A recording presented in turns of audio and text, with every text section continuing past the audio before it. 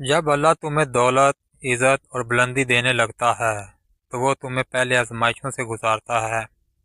جو شخص دولت سے پہلے صبر سیکھ لیتا ہے وہ دولت آنے کے بعد مغرور نہیں ہوتا۔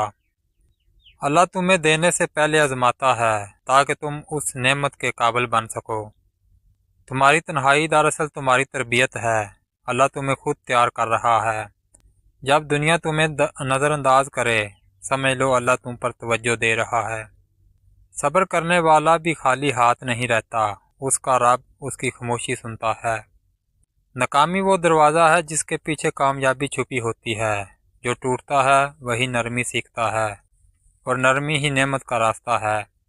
جب تمہارا دل روتا ہے سمجھ لو اللہ تمہارا نصیب لکھ رہا ہے۔ مشکلات کے اندر دولت چھپی ہے کیونکہ مشکل انسان کو قیمتی بنا دیتی ہے۔ جب تمہارے اندر برداشت آ جائے تو سمجھ لو کہ رزق تمہاری طرف چل پڑا ہے۔ اللہ کبھی کسی کو اچانک نہیں نوازتا، وہ پہلے دل کو خالص بناتا ہے۔ جو اپنی خواہش کو مار لیتا ہے وہ اپنی تقدیر کو جگا لیتا ہے۔ دولت اس کے پاس آتی ہے جو اللہ پر بھروسہ رکھتا ہے، اپنے عمل پر نہیں۔ تم جتنا صبر کرو گے اتنا زیادہ اللہ تمہیں عطا کرے گا۔ صبر کا وقت ہی دراصل امتحان کا وقت ہوتا ہے اور ہر امتحان کے بعد انعام ہوتا ہے۔ جو اپنے رب پر یقین رکھتا ہے اس کی قسمت کو کوئی نہیں بدل سکتا۔ جب تک تمہارے اندر شکر پیدا نہیں ہوتا رزق تم تک نہیں پہنچتا۔ دولت دل میں نہیں نیت میں چھپی ہے، نیت خالص ہو تو رزق خود آتا ہے۔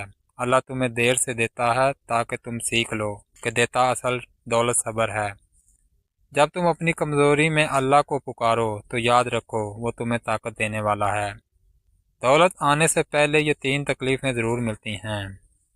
پہلی تکلیف تنہائی کی تکلیف۔ جب اللہ تمہیں بلندی دینا چاہتا ہے تو وہ تمہیں سب سے الگ کر دیتا ہے۔ دوست، رشتے، محفلیں سب دور ہو جاتی ہیں۔ دوسری تکلیف صبر کی آزمائش۔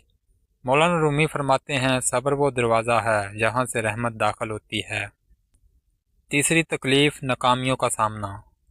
ناکامی دراصل انجام نہیں آغاز ہے۔ یہ وہ استاد ہے جو انسان کو سکھاتا ہے کہ کامیابی کی قدر کیسے کرنی چاہیے۔ جب تمہاری زندگی میں تکلیفیں آئیں تو سمجھ لو کہ تمہارے دروازے پر نعمت دستک دے رہی ہے۔